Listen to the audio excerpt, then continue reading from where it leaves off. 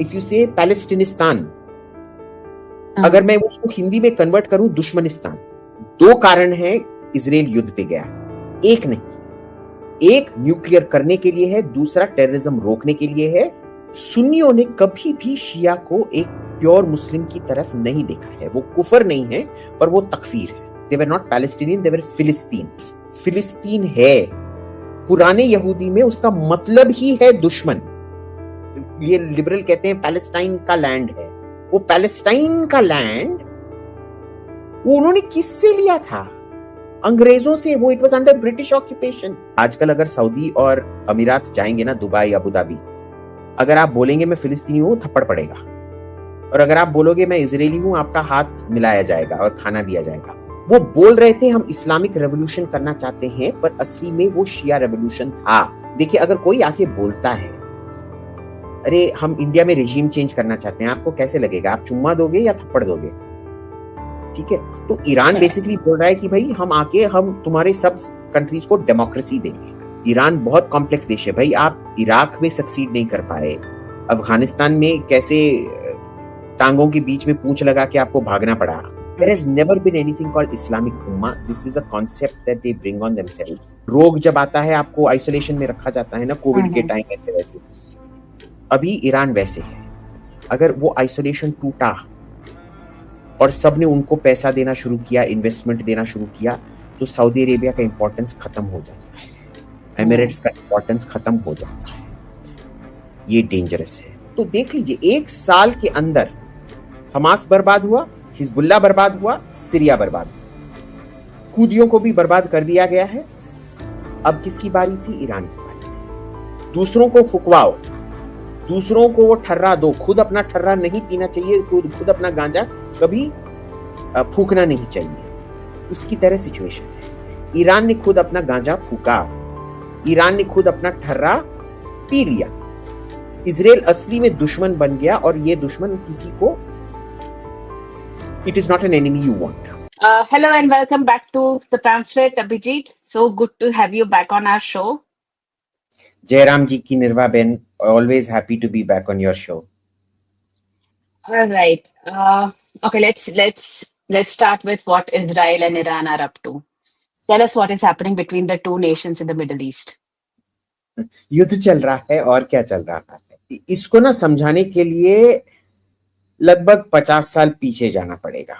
जब तक शाह राज करता था ईरान पे, तब तक ईरान और इजराइल बहुत निकटतम, आई वुड ऑलमोस्ट से एलाइज थे।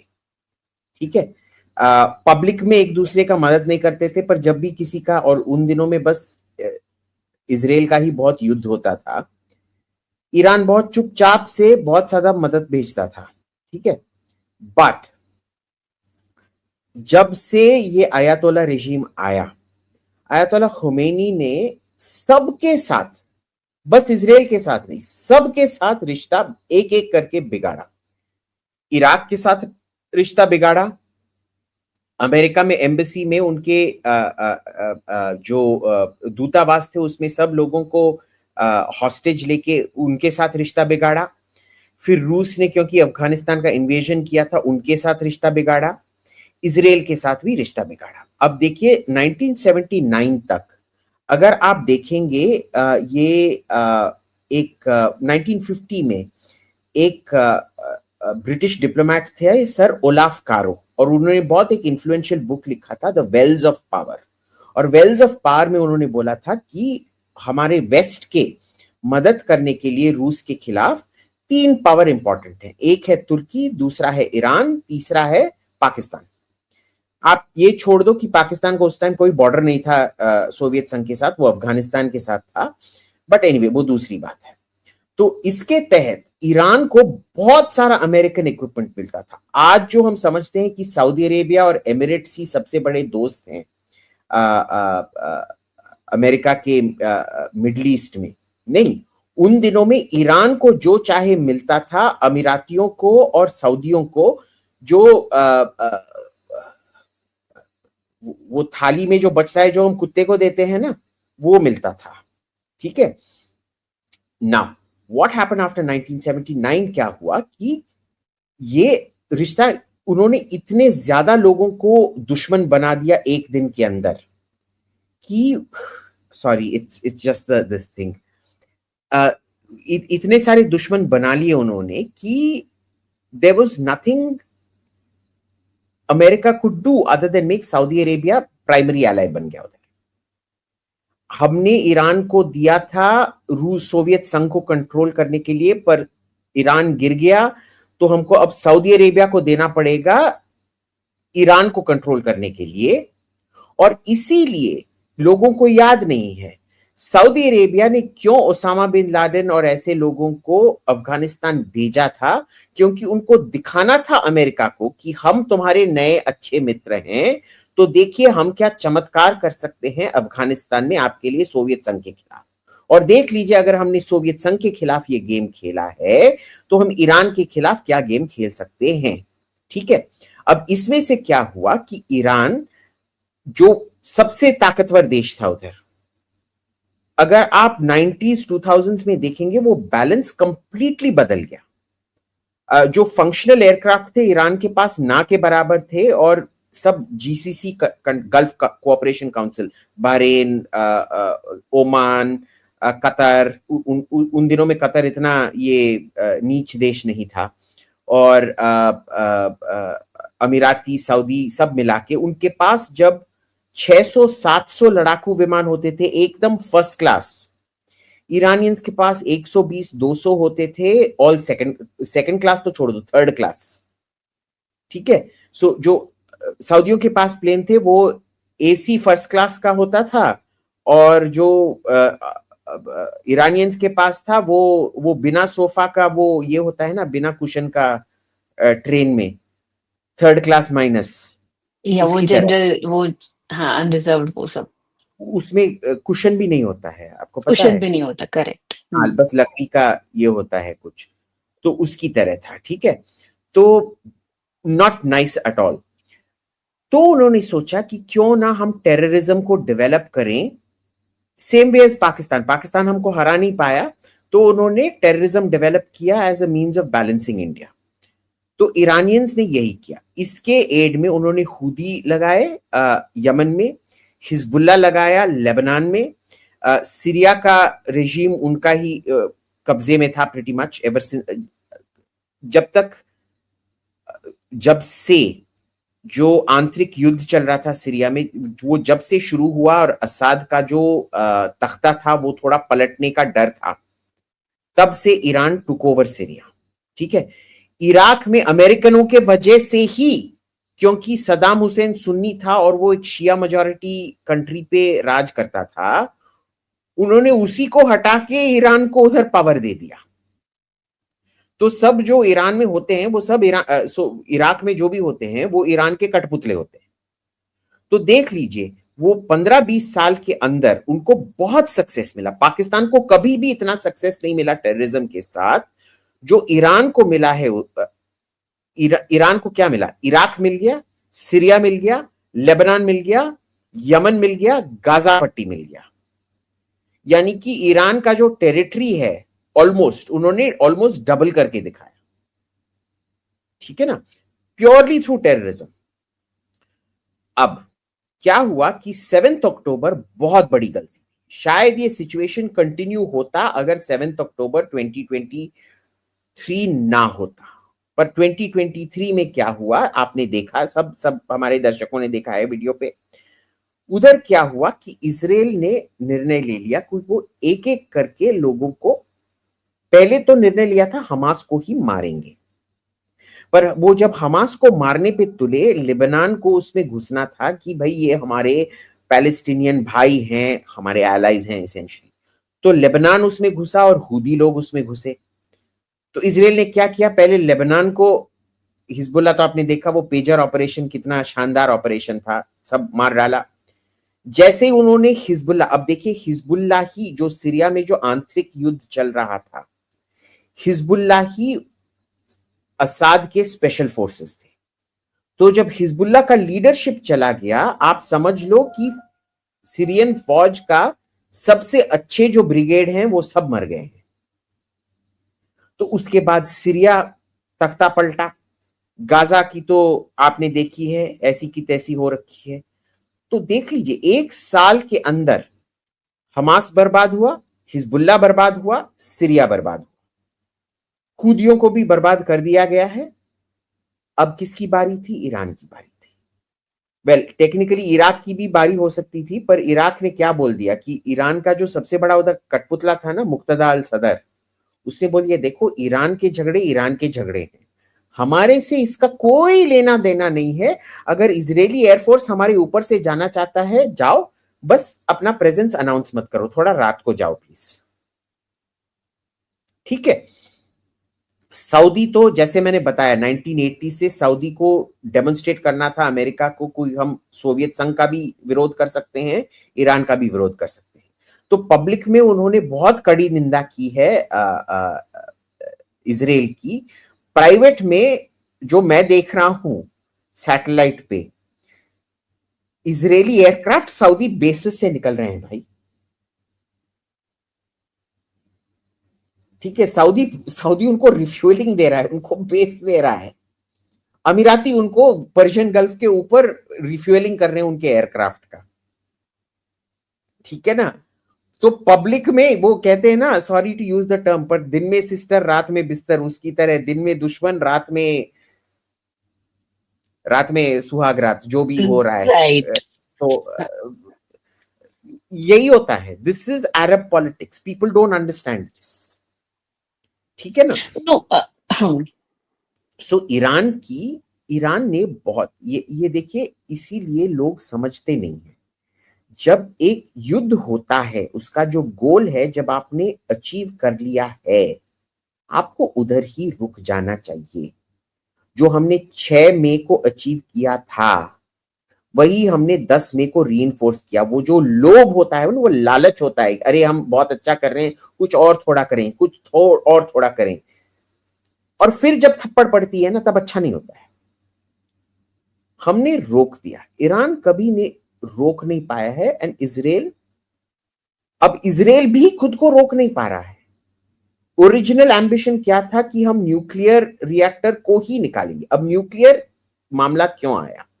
देखिए, एक रिएक्टर चलाने के लिए थोड़ा रिफाइनमेंट होना पड़ता है यूरेनियम का, क्योंकि यूरेनियम, कोई भी मेटल तो हमेशा ओर फॉर्म में आता है ना, तो ओर को गला के उसको प्योरीफाई करना पड़ता है। चाहे लोहा हो, चाहे एल्यूमिनियम हो, चाहे पीतल हो, चाहे तांबा हो। Tamba I think is bronze, that is an alloy, but is pital an alloy? Well, copper bronze, आप समझ रहे हो। कॉपर हाँ, ब्रॉन्ज, करेक्ट मेरे को करेक्ट। हिंदी में पता नहीं कौन सा मेटल है, कौन सा एलॉय है। मेरे को बस लोहा पता है कि लोहा प्योर होता है, लोहा सोना आयरन। ये सब। हाँ हाँ। अ, अ, इसमें आता है। ठीक है। So uranium is like that. Uranium is a very heavy metal. People don't realise, उनको लगता है कि भाई ये कुछ ये है, वो लोहे से कई गुना ज्यादा ताकतवर मेटल है। और वो जो है, उसको रिफाइन करना पड़ता है रिएक्टर में डालने के लिए। पर उसका रिफाइनमेंट मैक्सिमम एक रिएक्टर के लिए से 35-40% की जरूरत पड़ती है। ईरान ने अब तक 60%, ऐसे कोई भी दुनिया में रिएक्टर नहीं है जिसको 60% एनरिच्ड यूरेनियम की दरकार है। आप अगर एक न्यूक्लियर वेपन बनाना चाहते हो, आपको 80% प्लस चाहिए, यानी कि वो बस 20% बचा था, उसको 80-90, technically it should be 90% plus, but 80% में भी चल जाएगा। ऐसे ब्रिटिश बॉम्ब्स हैं जो थोड़ा डर्टी यूरेनियम से बने गए हैं, काफी इफेक्टिव हैं। ठीक है। So it is not a dirty bomb, it is a pure bomb जो थोड़ा अनरिफाइंड यूरेनियम से बनाया गया है। और उसमें से आप प्लूटोनियम भी निकाल सकते हो, कई सारी चीजें निकाल सकते हो आप रेडिएशन करके। सो ईरान की जरूरत क्या थी?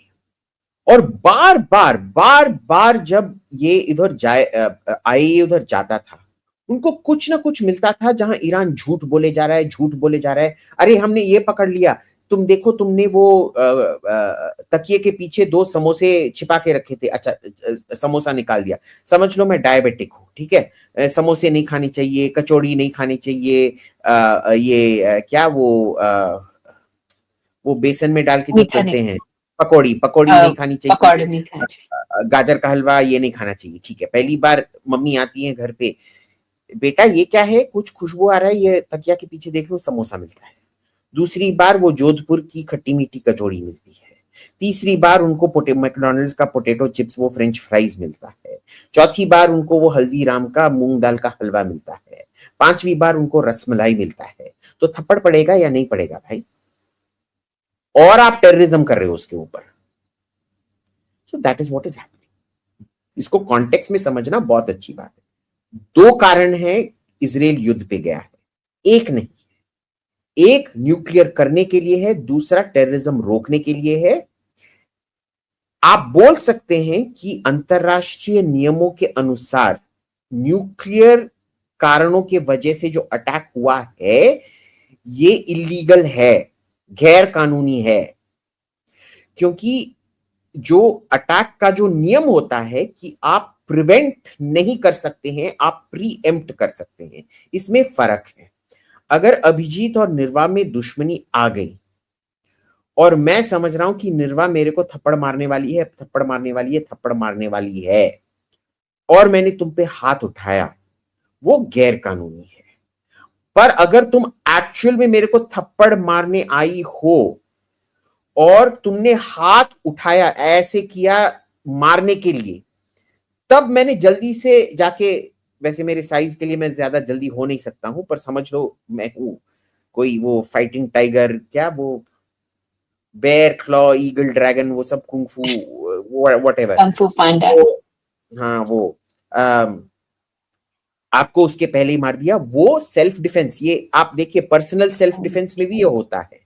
वो मेरे को मारने वाला है इसीलिए मैं उसके घर जाके उसका आज ही कत्ल कर दूं, नहीं चलेगा। पर अगर वो मेरे घर बंदूक लेके आया और एक दो ऊपर उसने छत पे गोलियां चलाई मेरे को धमकाने के लिए और मैंने दरवाजा खोल के उसको शूट किया, इमीडिएटली सेल्फ डिफेंस हो जाता है। इंटरनेशनल लॉ में भी ये है। तो आप बोल सकते हैं जो न्यूक्लियर कारणों की वजह से हमला हुआ है ये गैर कानूनी है। पर दूसरा चीज है accretion of events. Accretion of events माने इस बंदे ने बार बार बार बार बार बार यही किया और मैंने ये कर दिया। यानी कि ये बंदा, ठीक है, मेरे को हमेशा बंदूक लेके आता था मेरे घर, मेरे को मारता नहीं था, पर बार बार वो बंदूक चलाते रहता था छत पे या मेरे बालकनी के नीचे आके मेरे को धमकी देते रहता था और चलाते रहता था। मैंने पुलिस को कॉल किया, मैंने रिस्ट्रेनिंग ऑर्डर लिया कोर्ट का, फिर भी पुलिस उसको कुछ कर नहीं रहे थे। और अब मेरे बच्चे हो गए हैं, मेरी बीबी हो गई है, उनका देखभाल करना है, मेरी बूढ़ी माँ है, तो मैंने बंदूक लेके मार दिया। Legal, it is legal.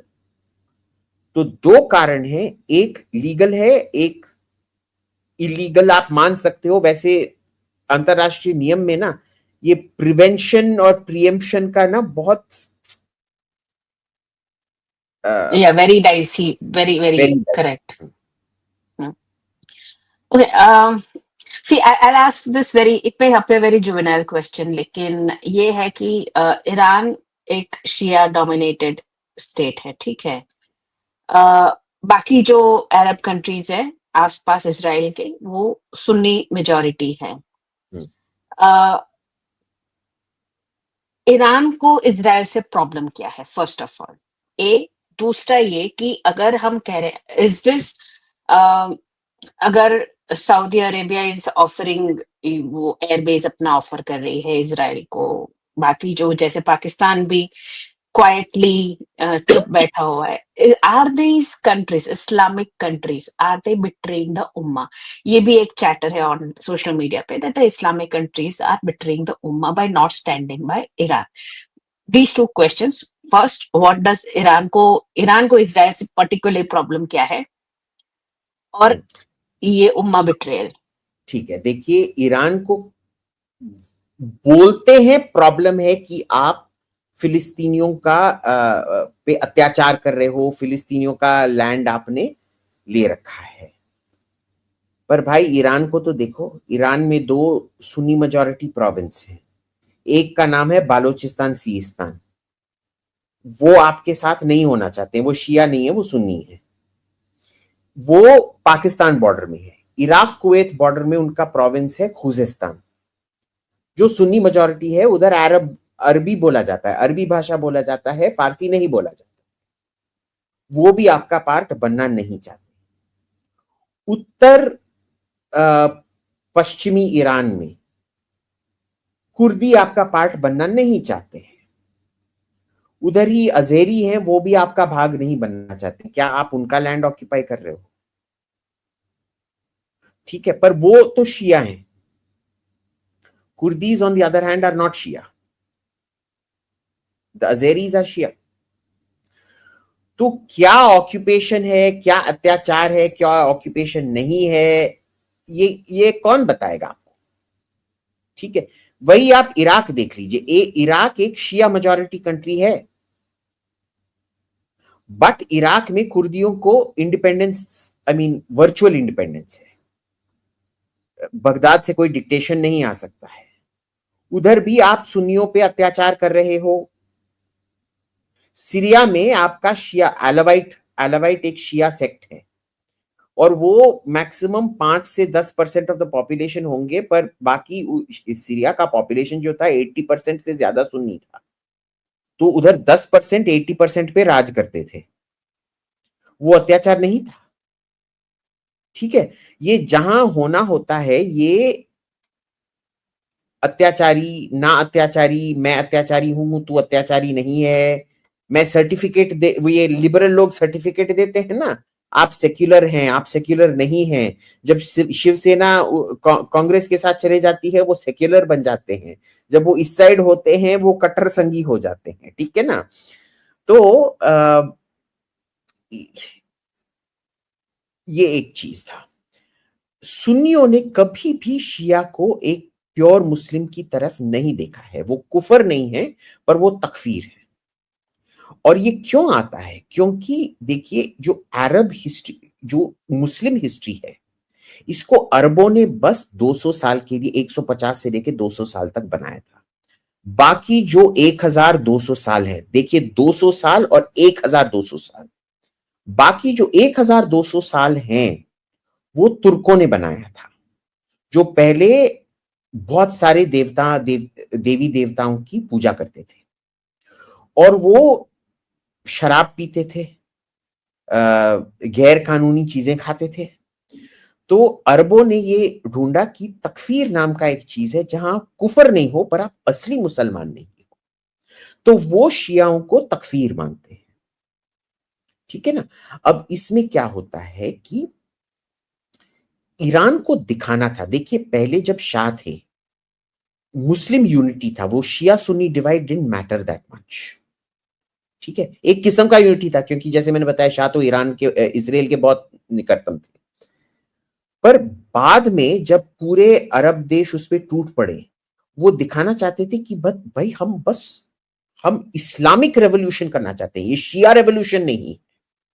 तो उन्होंने क्या किया, सब जो सुन्नी कॉजेस थे उनको सपोर्ट करना शुरू किया। अफगानिस्तान में जिहाद को, इराक में कुर्दियों को, लिबनान में शियाओं को, पर गाजा में सुन्नियों को। ठीक है, तो उन्होंने ये दिखाने की कोशिश की कि हम बस शिया नहीं हैं, हम पहले मुसलमान हैं। तो इसके वजह से अरब दुनिया में सबसे इंपॉर्टेंट मामला क्या था? वैसे मैं इसको आर्टिफिशियल मानता हूं, क्योंकि आजकल अगर सऊदी और अमीरात जाएंगे ना, दुबई, अबू धाबी, अगर आप बोलेंगे मैं फिलिस्तीनी हूं, थप्पड़ पड़ेगा। और अगर आप बोलोगे मैं इजरायली हूं, आपका हाथ मिलाया जाएगा और खाना दिया जाएगा आपको।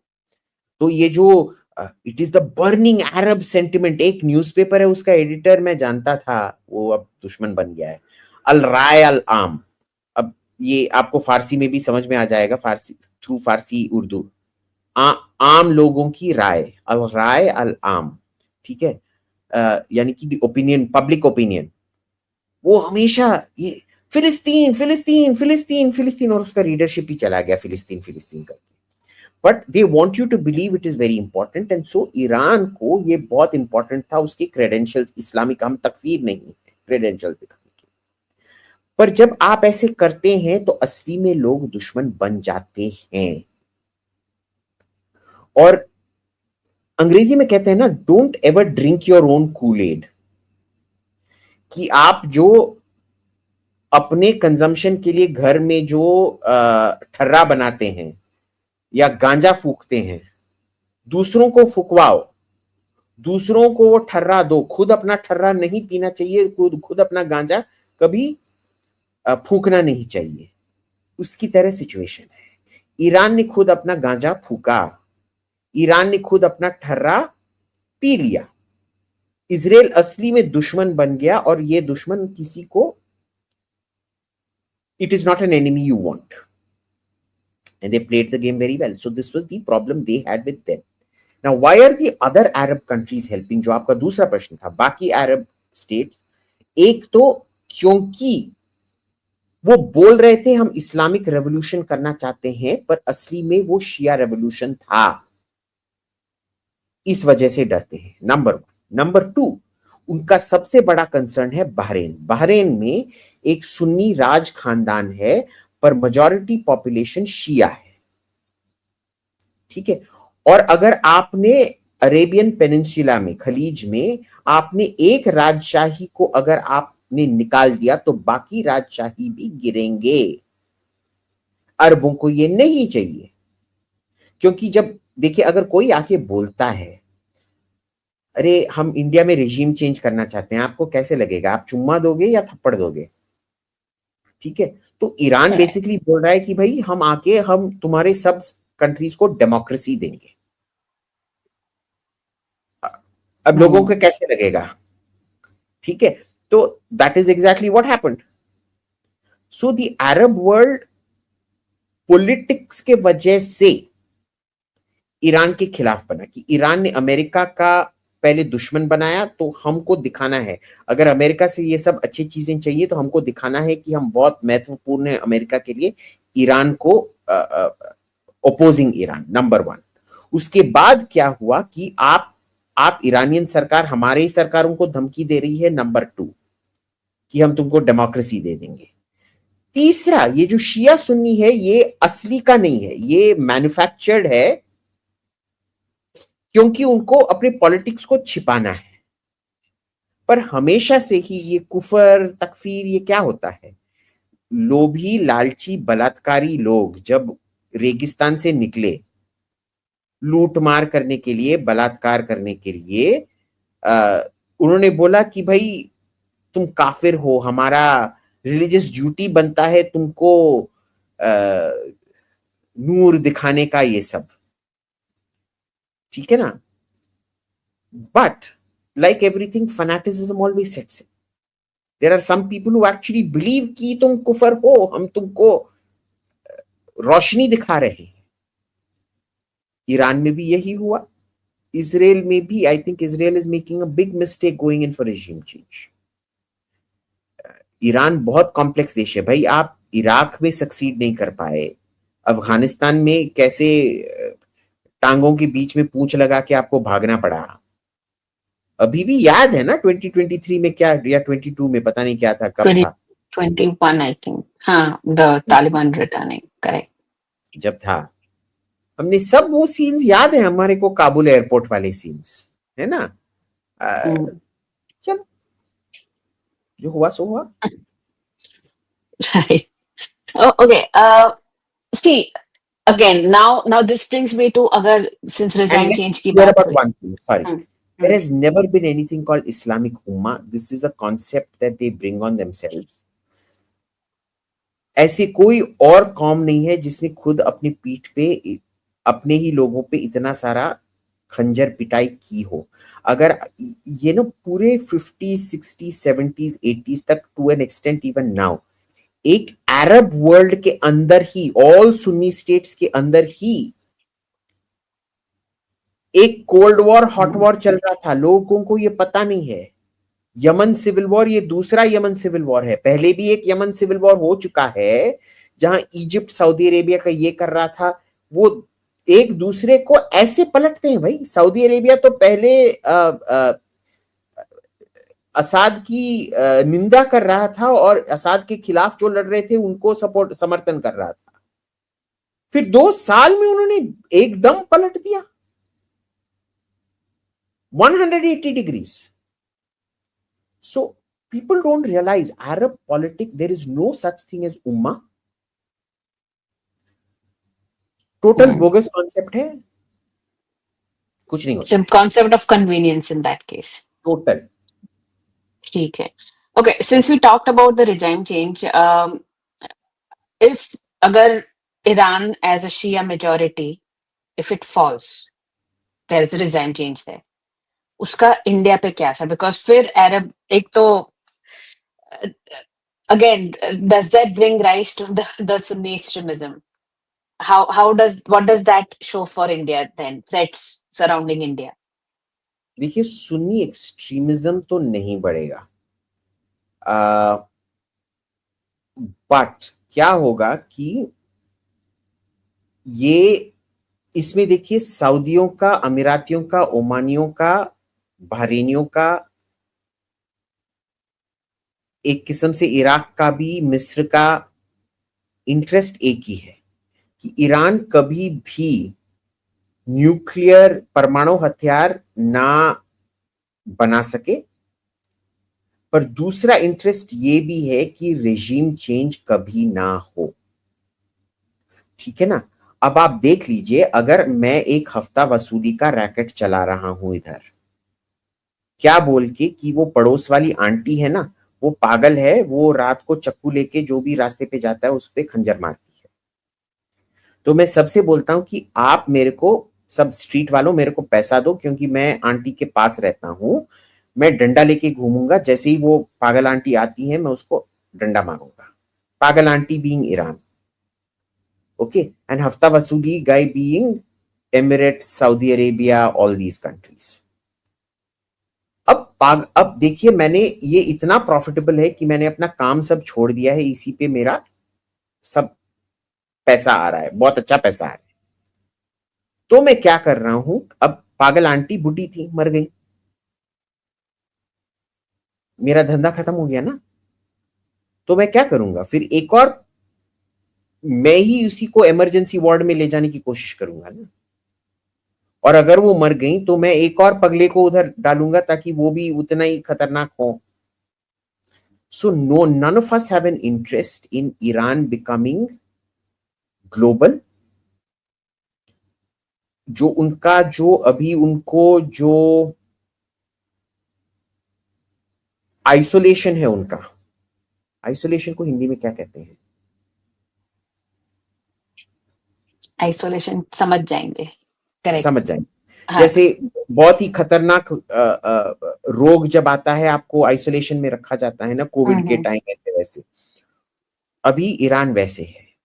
अगर वो आइसोलेशन टूटा और सबने उनको पैसा देना शुरू किया, इन्वेस्टमेंट देना शुरू किया, तो सऊदी अरेबिया का इंपॉर्टेंस खत्म हो जाता है, एमिरेट्स का इंपॉर्टेंस खत्म हो जाता है।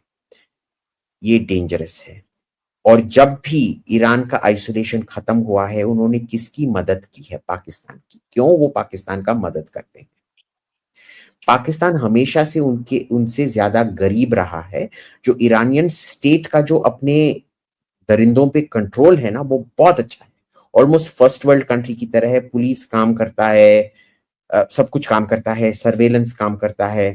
पाकिस्तान तो थर्ड वर्ल्ड कंट्री है, कुछ भी काम नहीं करता है। उनका डर रहता है कि पाकिस्तान को अगर काबू में नहीं रखा गया तो जो वो हिंदुस्तान के साथ कर रहा है वो हमारे साथ भी करेगा। उनको पता है कि हिंदुस्तान अपनी खुद देखभाल कर सकता है, तो वो पाकिस्तान की हर बार मदद करते हैं। इतना नहीं कि वो हिंदुस्तान को हरा पाए, पर बस इतना कि वो हिंदुस्तान को ही, उनका उनका नजरिया हमेशा हिंदुस्तान पर ही हो। बुरी नजर वाले तेरा मुंह काला, तो उनका काला मुंह हमेशा हिंदुस्तान पर ही बुरी नजर होना चाहिए, और वो हिंदुस्तान को चुबाते भी रह सके ताकि उनके मन में भी ये हो, they should not lose hope, कि वो हिंदुस्तान को बार बार चुबा सकते हैं और हिंदुस्तान कुछ नहीं कर पाएगा। It is not good idea for us, it is not good for the south, it is not good for the Emiratis, it is not even good for Israel technically. Right. Israel, sir, one last question I have for you. Again, this may sound juvenile, but because it's being ये discuss होता रहता है social media पर, specially in the liberal circles. ठीक है, अभी कुछ दिन पहले स्वरा भास्कर ने पैलेस्टाइन के लिए ट्वीट पोस्ट किया था कि सॉलिडारिटी ये वो उसमें वो कहते हैं कि how Israel is an occupied land since 1948। There is a lot of chatter वो इरानियन लेडी जो थी जो न्यूज़ रूम में पीछे ब्लास्ट हो रहा था। दे all of them, a lot of them in fact suggest that Israel as a state is illegally occupied and that it should just cease to exist. What do you have to say on that? इनका obviously it's absolutely wrong to suggest something like that. एक तो humanity होनी चाहिए कि आप नहीं, आप ये सारी चीजें ना करें, but as someone who calls themselves liberals, for them to say something like this, it shocks me. कि आप फिर कैसे किस टाइप के लिबरल, लेकिन ये इतना कॉमन है प्रेवलेंट अमंग द लिबरल्स, तो मुझे बड़ा अजीब सा लगता है। तो आपको व्हाई डू थिंक कि ये ऐसा उनका क्यों इतना सोचते होंगे इस तरह से? देखिए, ये बोलना कोई गलत बात नहीं है, कोई भी कुछ भी बोल सकता है। कल मैं बोल सकता हूँ कि मैं भगवान हूँ, आप बोल सकते हैं कि एक्चुअल में आप ही जोधपुर की महारानी है। कोई आपको रोक तो नहीं सकता, कोई आपको जेल में उसके लिए डाल नहीं सकता है, पर लोग समझेंगे कि मैं पागल हूं और लोग समझेंगे कि आप ही पागल हो गई, ठीक है ना। और वैसे थोड़ा स्वरा थोड़ी दिमाग की थोड़ी हिली हुई लगती है, वैसे भी हमेशा से थोड़ी बावली थी, पर अब थोड़ा ही ज्यादा वो बावलापन जब पागलपन में बदलता है ना, तो वो थोड़ा होने लग गया है। आई मीन देखिए, कोई करियर कहीं नहीं जा रहा है, फ्लॉप के बाद फ्लॉप हो रहा है, पति का करियर भी नहीं जा रहा है, वो इलेक्शन भी जीत नहीं पाते हैं कहीं, उनको कोई भाव ही नहीं दिया जा रहा है, तो चलिए ठीक है, जो है सो है, नो प्रॉब्लम। बट जब ऑक्यूपेशन की बात आती है, भाई हमारे पास इतिहास है, यहूदियों का 3000 साल का इतिहास है, उसमें से जो झूठ है वो बस 300 साल का है कि उन्होंने 3000 साल से ही एक भगवान को पूजना शुरू किया था। ये बस एक झूठ है उनके कहानी, क्योंकि उन्होंने बस 2700 साल से एक राजा था हेजिकाया नाम का, ये जो किंग डेविड और किंग सोलोमन थे ना, ये पक्का गारंटी के साथ मैं कह सकता हूं कि वो उन्होंने कभी भी एक भगवान को पूजा नहीं था, उन्होंने सैकड़ों भगवान को पूजा था। 2700 साल पहले एक राजा बना हेजिकाया का नाम का, उसने बोला कि सब मूर्तियों को तोड़ो, इजराइल का बस एक भगवान है, बाकी जो हमारे साइड पे हैं उनका जितना भी भगवान होने दो, उससे हमको कुछ लेना देना नहीं है, पर जो इजराइल है उसका बस एक ही भगवान है और उसको नाम है याहवे, ठीक है। अब 2700 साल से ही ये चले आ रहा है, पर 2700 साल से हमको पता है वो वहां पे थे, उनके सब रूइंस मिले हैं, सब कुछ मिला है, इतिहास मिला है, लिखित इतिहास भी मिला है पत्थर पे, उनके कंस्ट्रक्शन भी मिले हैं, उनके कहानियां भी हैं जो दूसरे लोग भी बोलते हैं, ठीक है। उन्होंने, आप बोल लो कि उन्होंने पूरा जो टोरा था ये फेक डॉक्यूमेंट है, ये उन्होंने ही बनाया है, तो भाई रोमन लोग और यूनानी लोग कैसे हमको 2500 साल से बोले जा रहे हैं कि ये सब है, ठीक है ना, तो पूरे रिकॉर्ड्स हैं। अब देखिए, एक कॉलोनियल ऑक्यूपेशन उनका हुआ था रोम का, और रोम ने उनको सब निकाल दिया उधर से। अब जब रोम ने आपको निकाल दिया उधर से, वो तो ऑक्यूपेशन था, वो आपका डेपोर्टेशन था, एथनिक क्लेंजिंग था, तो अगर आप वापस अपने ही जमीन पे आ रहे हो, ये तो एंटी कॉलोनियलिज्म हुआ ना। उन्होंने किससे लड़ाई की थी? पैलेस्टाइन, जो ये लिबरल कहते हैं पैलेस्टाइन का लैंड है, वो पैलेस्टाइन का लैंड वो उन्होंने किससे लिया था? अंग्रेजों से। वो it was under British occupation, वो एंटी कॉलोनियल नहीं था। आप यहूदियों को देखो, काले यहूदी होते हैं इथियोपिया के, भूरे यहूदी होते हैं यमन, बसरा, बगदाद, ईरान से। वो गोरे, आधे गोरे हैं आधे काले हैं।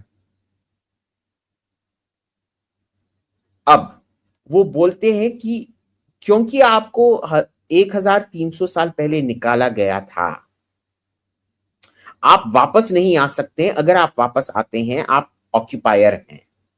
ठीक है, मैं मानता हूं। फिर ये बताइए, इजराइल के बने 70 साल हो गए हैं।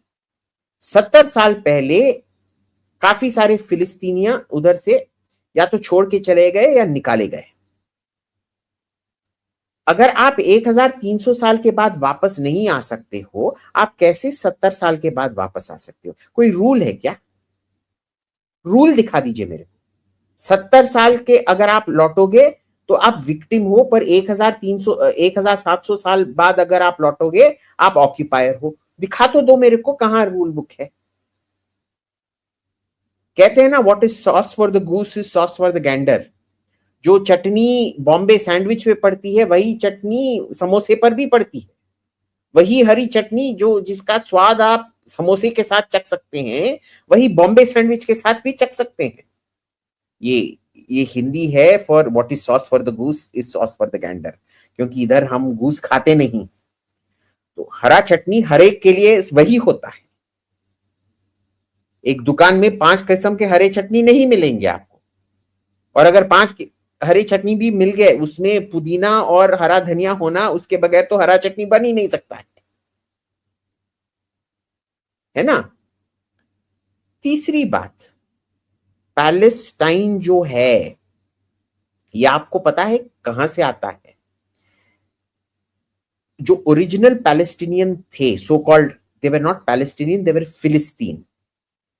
ठीक है, जो फिलिस्तीन्स थे वो ग्रीस से आए थे। It is called the bronze age collapse. So 1177 को हिंदी में क्या कहते हैं?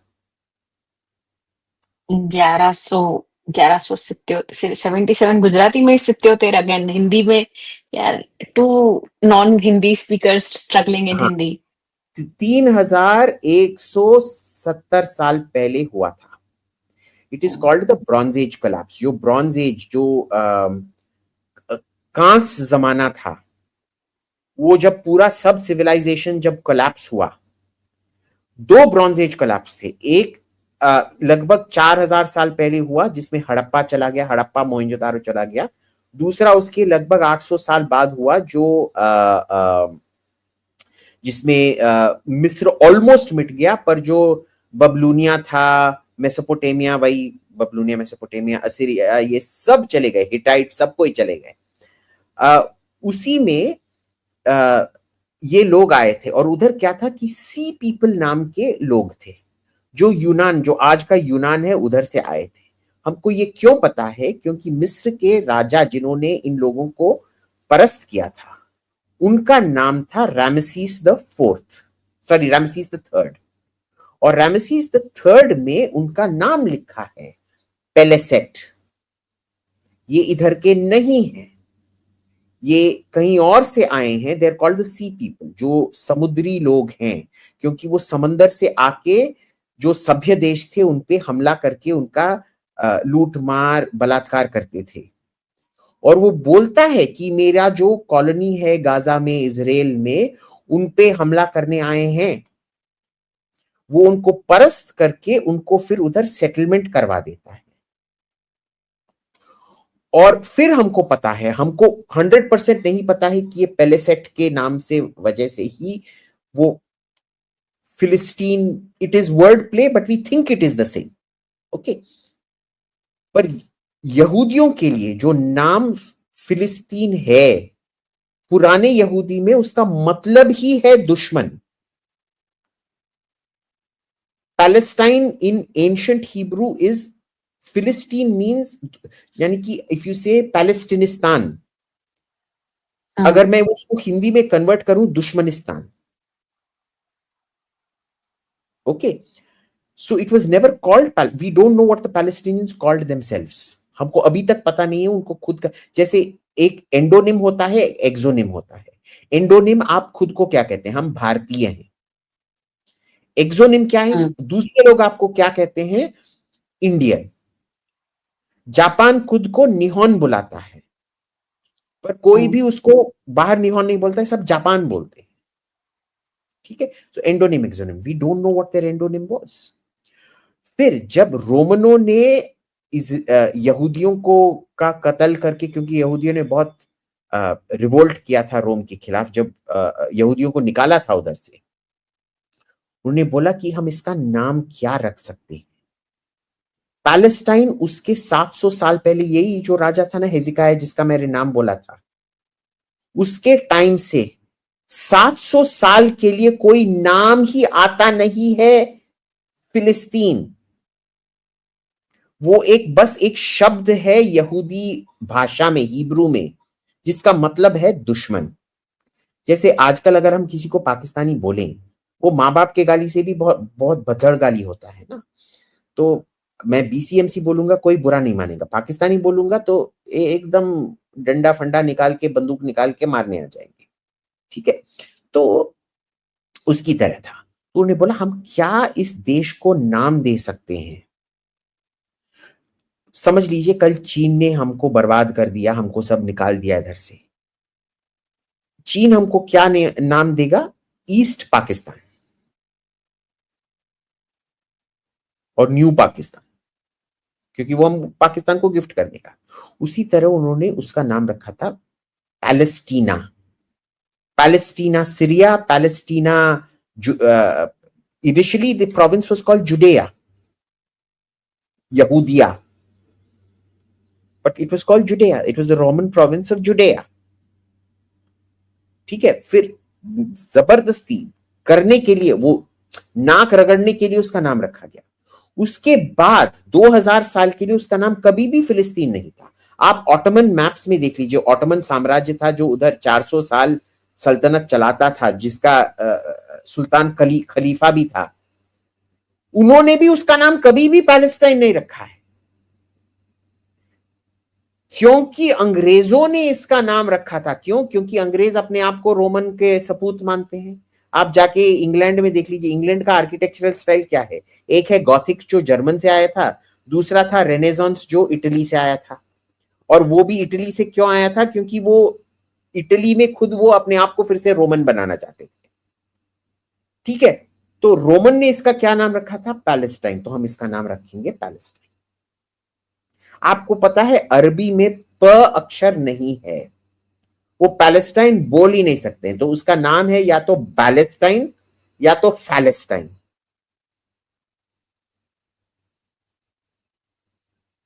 कहां का ऑक्यूपायर भाई? और देखिए जब एक पार्टीशन होता है, क्योंकि यूएन का प्लान क्या था? पार्टीशन प्लान था। यूएन ने पार्टीशन प्लान बनाया। पार्टीशन में पॉपुलेशन एक्सचेंज होता है। हिंदुस्तान से लोग पाकिस्तान गए, पाकिस्तान से हिंदू इधर आए, और इवैक्यूए, इधर भी इवैक्यूए प्रॉपर्टी एक्ट है, उधर भी इवैक्यूए प्रॉपर्टी एक्ट है कि अगर आप इधर से गए आप वापस नहीं आ सकते, आप अपना प्रॉपर्टी क्लेम नहीं कर सकते। ठीक है, ये लोग जो हिंदुस्तान में ये सब बात करते हैं, ये क्यों ऐसे बकवास कर रहे हैं? क्योंकि ये वही पाकिस्तानियों को वापस आके अपना प्रॉपर्टी लेना चाहते हैं ताकि इन लोगों को प्रॉपर्टी मिले। दो कौड़ी के दल्ले हैं ये, इसीलिए बोलते हैं ऑक्यूपेशन ऑक्यूपेशन ऑक्यूपेशन। समझ रहे हो ना? उधर सॉर्ट हो गया, उधर अगर लीगल प्रेसिडेंट सेट हो गया तो इधर भी फिर पाकिस्तानी वापस आके अपना सब प्रॉपर्टी क्लेम कर सकते हैं। याद रखिए। Interesting. So this is a very insidious game that these people play. पर लिबरल्स तो हमेशा ही वो दिमागी, उनमें कुटिल के सिवाय और कुछ होता नहीं। वैसे अगर आप सांप देखोगे और लिबरल देखोगे, पहले तो लिबरल को ही पीटना चाहिए, वैसे सांप को कभी नहीं पीटना चाहिए। सांप भगवान के समान। Correct correct correct correct. ठीक है ठीक है। I think this has been quite. अगर आप सांप और लिबरल को देखें, सांप को बोलिए सांप भगवान, देखिए वो लिबरल है, वो सांप बिना कुछ बोले उसी को डसेगा, guarantee. Right. On that note, thank you so much. This has been very, actually a lot of the things ये सब पढ़ते हैं, वो पता है कि कहाँ क्या है, बट जब कोई बात करता है, डिस्कशन होता है, तो ये जो क्लैरिटी कुछ ज्यादा ही अलग लेवल की आती है। तो आई थिंक काफी informative this discussion has been, at least personally for me.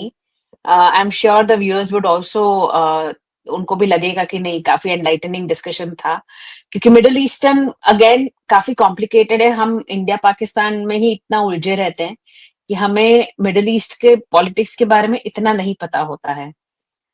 So I'm so glad you joined us, and I'm hoping हम जल्दी फिर से बात करेंगे, because I'm pretty sure this is 45 minutes में तो इतना डिस्कस नहीं हो पा रहा है, but this needs to be talked about so that we know।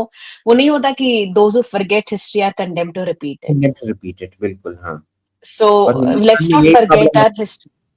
वो लेफ्टिस्ट हमारे को जानबूझ के हमारा हिस्ट्री भुलाते रहते हैं, Right। है ना? तो यही है। So let's talk on that। Thank you All right। So much. Thank you so much for joining us। Okay, thank you, bye bye then। Bye.